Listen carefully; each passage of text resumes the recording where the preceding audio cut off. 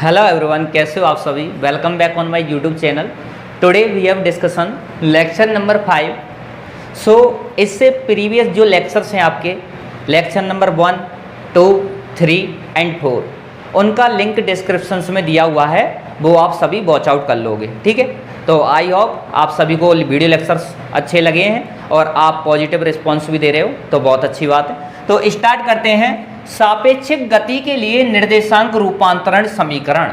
सापेक्षिक गति के लिए, रिलेटिव मोशन के लिए कोऑर्डिनेट ट्रांसफॉर्मेशंस में जो इक्वेशंस मिलती हैं वो आपको चेक करनी है। ठीक है, तो इसके लिए हमने एक डायग्राम ऑलरेडी ये बनाया हुआ है। तो आप यहाँ पे देखोगे, कल जो आपने लेक्चर नंबर 4 में देखा है, इसी टाइप का एक डायग्राम आपको यहाँ पे मिला है। ठीक है भाई, यहाँ पे देखो R0 की डिस्टेंस है जो कि नियत है, कांस्टेंट है। ये जो डिस्टेंस है यहाँ पे S निर्देश तंत्र है, दूसरा निर्देश तंत्र S प्राइम निर्देश तंत्र है। इसमें भी ओरिजिन आपका O प्राइम है, यहाँ पे ओरिजिन आपका क्या है, O है। ये आपका इस टाइप से कण का जो स्थिति सदिश है, यहाँ पे कोई पार्टिकल्स है, जैसे कि कण यहाँ पे उपस्थित है आपका, जिसको आप नाम दे दिया P बिंदु पर। P बिंदु पर कोई कण या पार्टिकल क्या है, उपस्थित है आपका, प्रेजेंस करता है इस पोजीशंस पे। तो यहाँ पे आपका पोजीशन वेक्टर S निर्देश तंत्र के लिए स्थिति सदिश R वेक्टर है, S प्राइम निर्देश तंत्र के लिए स्थिति सदिश आपका R प्राइम वेक्टर है। ये सभी बातें जो हैं वो मैं डिस्कशन कर चुका हूँ लेक्चर नंबर 4 में। अब सर ये आप क्यों बना रहे हो? ये हम इसलिए बना रहे हैं क्योंकि बात कर रहे हैं सापेक्षिक गति की। अब जो S प्राइम निर्देश तंत्र है, ये देखो ये क्या है, B वेलोसिटी से यहाँ पर क्या कर रहा है, मोशन में है। B वेलोसिटी से ये S प्राइम निर्देश तंत्र S निर्देश तंत्र के सापेक्ष गतिशील अवस्था में है, मोशन कर रहा है। इसलिए हम यहाँ पे रिलेटिव मोशन का क्या लगा रहे हैं, यूज कर रहे हैं सापेक्षिक गति के लिए। तो इस टाइप से यहाँ पर थोड़ा सा चेंज आपको देखने को मिलेगा। ठीक है, तो आइए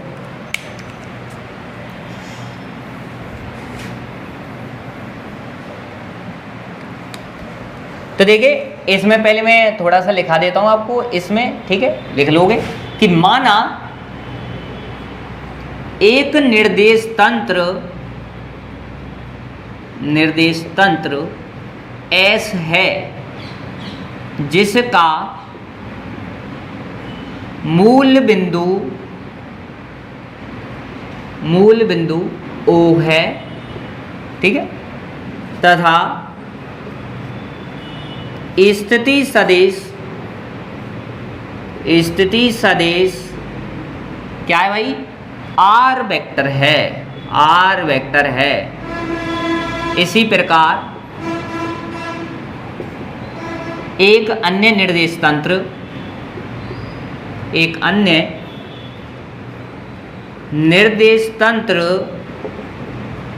S प्राइम है। देखो ये रहा S प्राइम, जिसका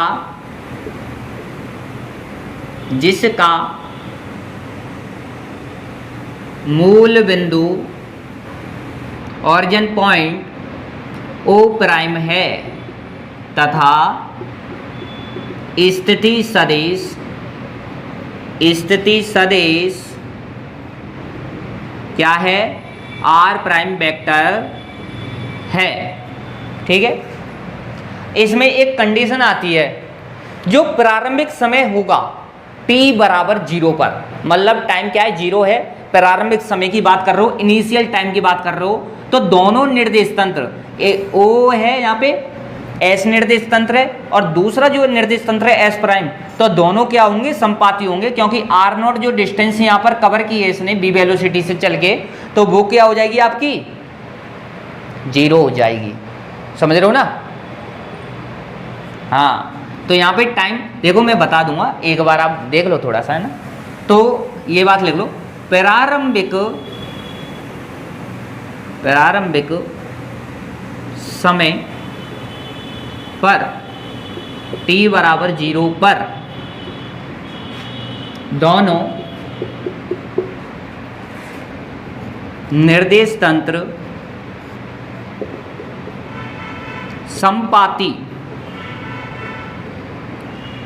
संपाती होंगे।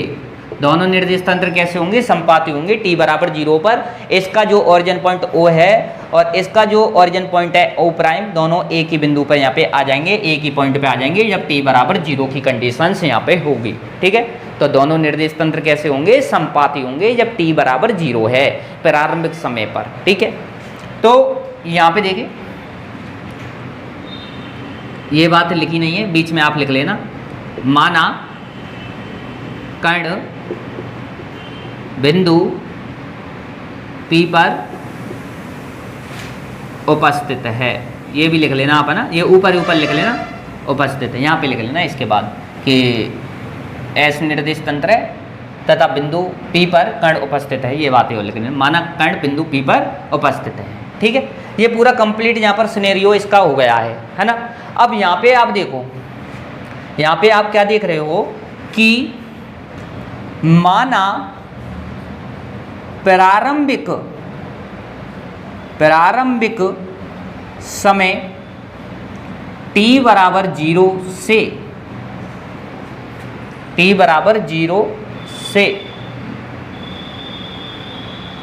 r0 दूरी, कितनी दूरी है, r0 दूरी तय कर S प्राइम निर्देश तंत्र कॉमा S निर्देश तंत्र के सापेक्ष S निर्देश तंत्र के सापेक्ष नियत वेग से गतिमान है या गतिशील है ना, ऐसे लिख लो, नियत वेग से गतिशील है, ये सही है थोड़ा, है ना, गतिशील है। ठीक है, तो यहाँ पर देखो क्या किया इसने, r0 दूरी डिस्टेंस क्या कर ली है, कवर कर ली है। प्रारंभिक समय t था और फाइनल समय पर जब पहुंचा ये थोड़ा सा टाइम कवर करने के बाद, तो r0 दूरी इसने क्या कर ली है, कवर कर ली है। जो S प्राइम निर्देश तंत्र का वेग है, ये जो b वेक्टर है, कैपिटल B वेक्टर से जो रिप्रेजेंट किया है, उसको आप कहते हो S प्राइम निर्देश तंत्र का वेग, कण का वेग नहीं, S प्राइम निर्देश तंत्र का वेग।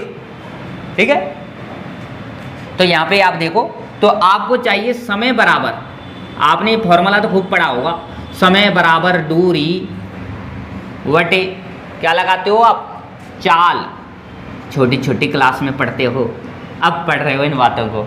ठीक है, पढ़ लो तो पढ़ लो। तो समय क्या हो जाएगा भाई, t हो जाएगा, ये आपका t आ गया। दूरी कितनी है, r0 है। वेलोसिटी कितनी है, चाल कितनी है S प्राइम निर्देश तंत्र की, b vector, capital V vector. तो यहाँ से आप क्या कर सकते हो, b वेक्टर, एक सेकेंड, यहाँ से आपको r0 जैसे कैलकुलेट करना है, तो r0 बराबर क्या हो जाएगा, b वेक्टर और multiply with t, number first equation, इसको नाम दे दो आप। ठीक है, और एक बात और लिख लो, दिखाई दे रहा है कि यहाँ तक देख लो एक बार, यहाँ तक आपको दिखाई दे रहा है ना।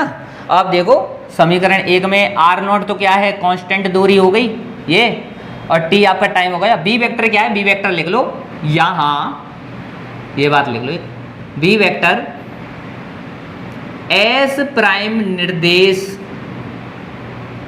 तंत्र का वेग किसके सापेक्ष है, S निर्देश तंत्र के सापेक्ष, S निर्देश तंत्र के सापेक्ष, S निर्देश तंत्र के सापेक्ष, S निर्देश तंत्र का ये क्या है, वेग है, जो B वेक्टर की आप बात कर रहे हो, कैपिटल B वेक्टर की।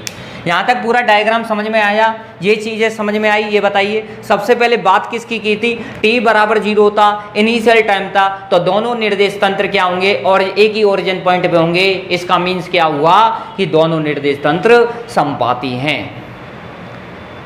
आफ्टर t समय बाद, कुछ समय t समय बाद क्या होता है कि जो r0 दूरी डिस्टेंस क्या कर लेता है, कवर कर लेता है, कौन सा निर्देश तंत्र, S प्राइम निर्देश तंत्र, क्योंकि S प्राइम निर्देश तंत्र भी गतिशील अवस्था में है। गतिशील अवस्था में कौन है, एस प्राइम निर्देश तंत्र। और किस निर्देश तंत्र के सापेक्ष है, एस निर्देश तंत्र के सापेक्ष है। यही बातें लिखी हैं, यही डायग्राम समझाया है, इसी से ये आया है। ये सब आप देख लो, स्क्रीनशॉट ले लो, सभी ले लीजिए। फिर हम आगे चलते हैं इसमें। ये मैं रब कर देता हूं, ठीक है। स्क्रीनशॉट आपने ले लिया होगा, ऐसा मैं मान के चल रहा हूं, है ना। कर लेना भाई, वीडियो को पॉज करके आप एक बार स्क्रीनशॉट ले लेना, है ना। देखो सिमिलर सा है, उसी जैसा है, बस थोड़ा सा चेंज कहाँ पे देखने को मिलेगा वो हम बताएंगे। समीकरण 1 आपको ये मिली है, ये आप देख लो। अब देखो आप नेक्स्ट बात करते हैं, गणितीय विश्लेषण, मैथमेटिकल एनालिसिस, ठीक है। आओ भाई, अब मैथमेटिकल एनालिसिस के बारे में देख लेते हैं क्या होता है। देखो यहाँ पे आपको एक ट्राइंगल दिख रहा होगा, ओ प्राइम पी। सिमिलर उसी की तरह करना है जैसे पिछला लेक्चर्स में किया है, वही काम करने जा रहे हैं। तो ले लो ट्राइंगल, कौन सा है, ओ प्राइम पी में, ठीक है। कौन सा नियम लगाओगे इसमें, सदिश त्रिभुज नियम से। सदिश त्रिभुज नियम से, फ्रॉम वेक्टर ट्राइंगुलर लॉ, ठीक है। तो वो हमने यहां पर लिया है। तो अब देखिए क्या करोगे, डायरेक्शन देखो, ओपी की डायरेक्शन ये वाली है, ओपी की डायरेक्शन ओपी, और ओ डैश और ओ प्राइम पी, इनकी सेम डायरेक्शन है, ये सेम डायरेक्शन है, ये इसके अपोजिट हो गई। तो अपोजिट डायरेक्शन कौन सी है, ओ पी वेक्टर, ये अपोजिट डायरेक्शन है, जो कि ओ प्राइम वेक्टर और plus O prime P vector, इनके योग की क्या होती है, तुल्य होती है ओपी वेक्टर। ऐसे आप करते हो। तीसरी भुजा जो होती है वो बराबर होती है किसके, दो जो भुजा सेम डायरेक्शन में जो जाती हैं उनके जस्ट अपोजिट वाली, उसकी क्या होती है, इक्वल होती है। ये बातें समझ में आई। अब यहाँ पे देखो ओपी वेक्टर कितना है, ओपी वेक्टर अपना आर वेक्टर है, इक्वल टू ओ प्राइम अपने पास क्या है, बताओ भाई, ओ प्राइम क्या है, आर नॉट है, प्लस यहाँ पे क्या है, ओ प्राइम पी, इसकी जगह आर प्राइम वेक्टर आप लिख दोगे, डायग्राम से लिख दोगे ना ये चीज। अब देखो समीकरण 1 से क्या करोगे, समीकरण 1 से क्या करोगे, आर नॉट का मान आपको मिला है, क्या वैल्यू आई है आर नॉट की, बी वेक्टर टी। तो यहाँ पे आ जाएगा आर वेक्टर इक्वल टू, यहाँ पर आ जाएगा बी वेक्टर और यहाँ पे आ जाएगा टी प्लस क्या आ जाएगा आर प्राइम वेक्टर, ठीक है।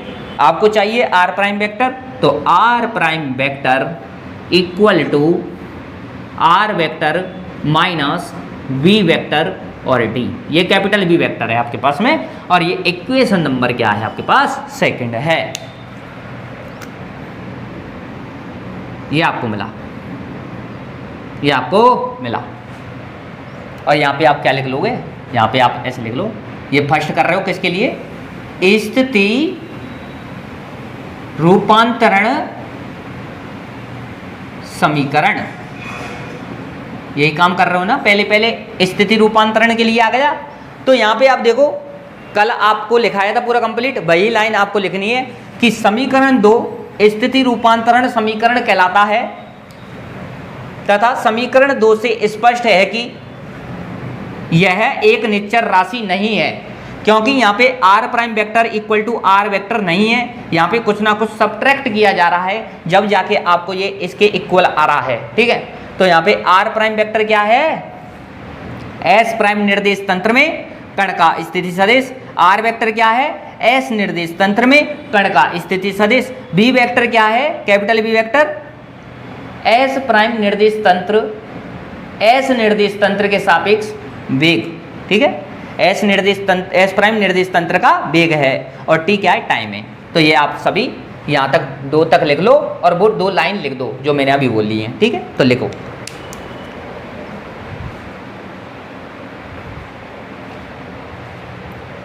स्क्रीनशॉट ले लो इसका एक बार। चलो इसको रब करते हैं, वो लाइन भी आप लिख लेना, ठीक है। तो यहाँ से आपको क्या रिजल्ट मिला है वो रिजल्ट मैं इधर लिखूंगा, ठीक।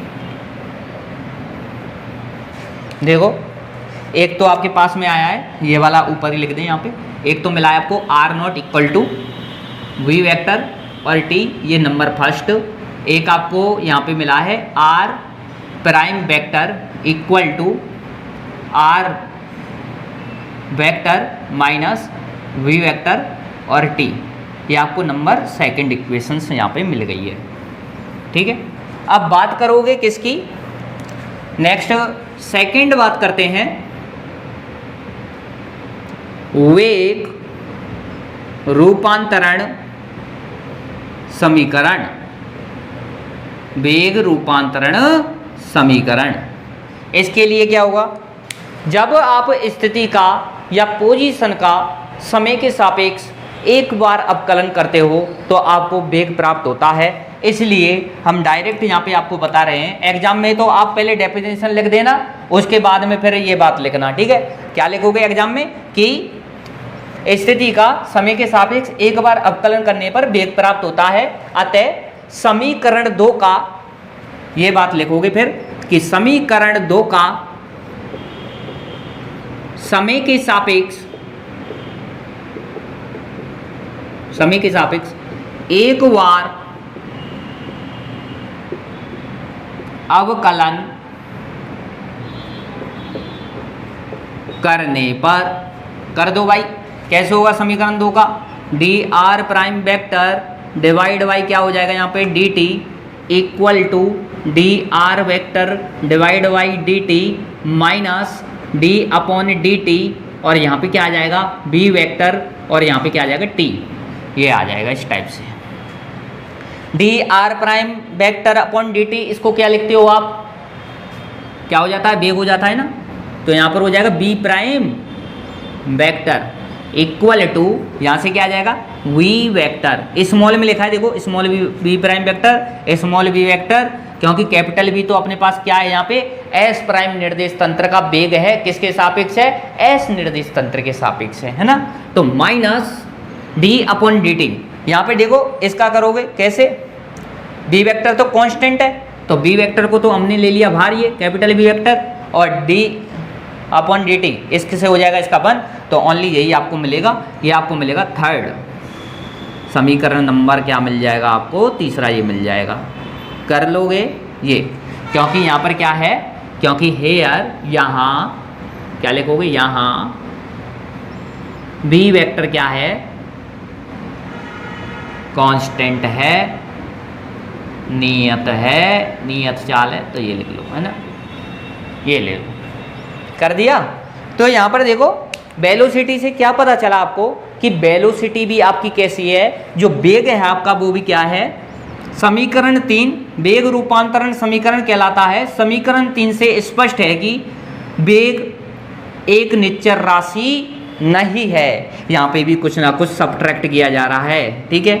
तो यहाँ पर बी प्राइम वेक्टर क्या है, एस प्राइम निर्देश तंत्र में कण का वेग, बी वेक्टर क्या है, एस निर्देश तंत्र में कण का वेग, बी कैपिटल बी वेक्टर क्या है, एस प्राइम निर्देश तंत्र का वेग, किसके सापेक्ष, एस निर्देश तंत्र के सापेक्ष। तो ये चीजें भी आप लिख लो, कर लो इसको, है ना। चलो देखो ध्यान देने वाली बात क्या है यहाँ पे, आप समझ रहे हो, इससे पहले जो किया था वही काम नहीं हो रहा है, क्योंकि उसमें हमने स्थानांतरित गति के लिए कोऑर्डिनेट सिस्टम जब देखे थे तो वहाँ पे क्या हुआ था, वहाँ पे हम वेलोसिटी थी, वहाँ पे कैसी मिल रही थी वेलोसिटी आपकी, निश्चर, लेकिन यहाँ पे क्या मिली है, निश्चर नहीं है, है ना, वहाँ पे निश्चर मिली थी, देख लेना, है ना, पता चल जाएगा। चलो इसको करो एक बार, स्क्रीनशॉट ले लो।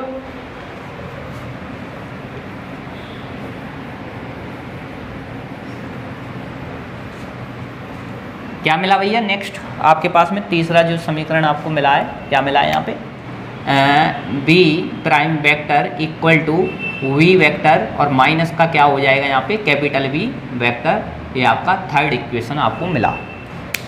अब बात करते हैं किसकी, नेक्स्ट है आपके पास में नेक्स्ट है आपका नंबर 4, कितना हो गया 3, त्वरण रूपांतरण समीकरण। इसको और देख लो,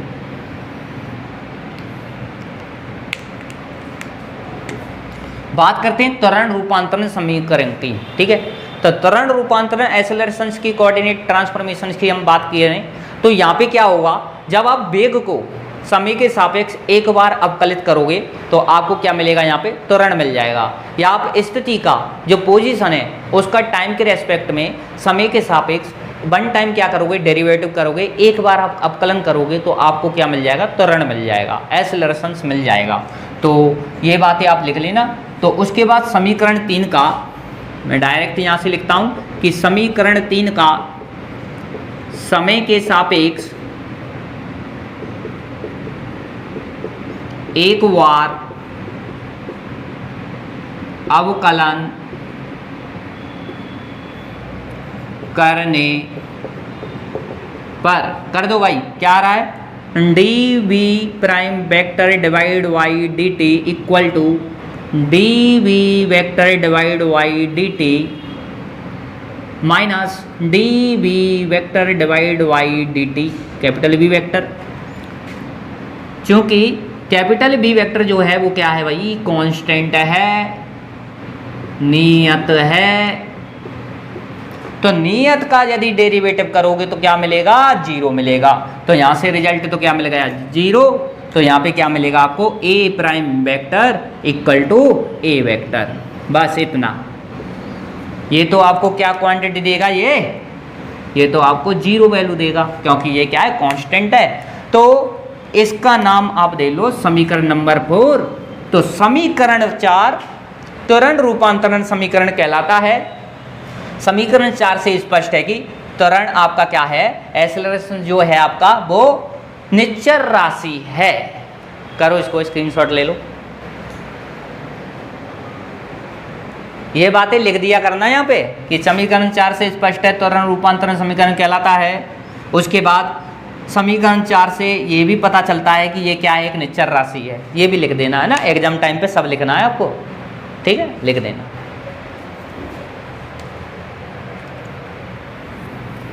इसके बाद संवेग रूपांतरण समीकरण, अगला क्या है, नंबर 5 है संवेग रूपांतरण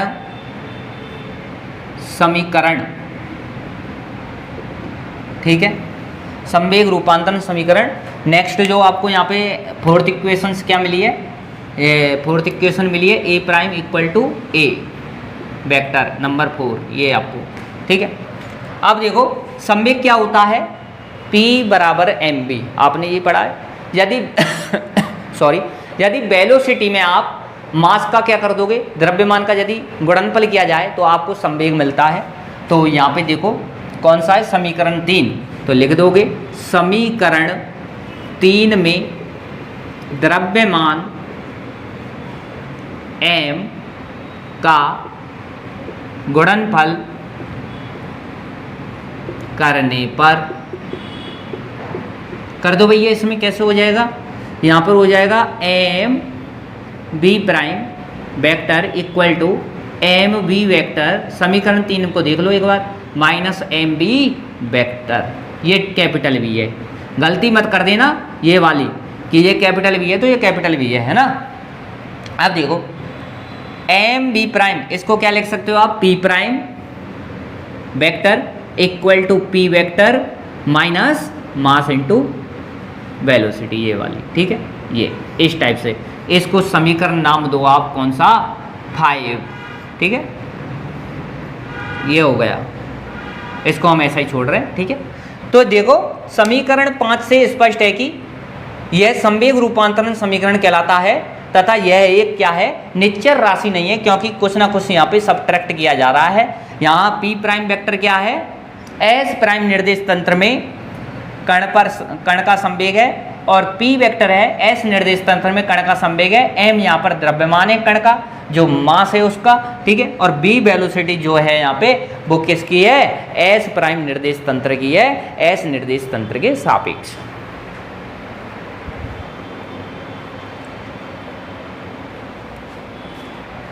नेक्स्ट हम बात करते हैं, नेक्स्ट है अपना बल रूपांतरण समीकरण। इसको मैं लिख लेता हूँ, क्या आया यहाँ पे, p prime vector equal to p vector और माइनस का m इंटू b वेक्टर, ये आया अपना 5, है ना। इसको हम रब कर देते हैं। लास्ट है आपका, लास्ट है आपका बल रूपांतरण समीकरण, ठीक है। बल रूपांतरण समीकरण क्या होता है, न्यूटन के द्वितीय नियम के अनुसार, क्या लिख दोगे, न्यूटन के द्वितीय नियम के अनुसार फोर्स क्या होता है भाई, बल क्या होता है, F बराबर ma होता है, ठीक है, F बराबर ma होता है।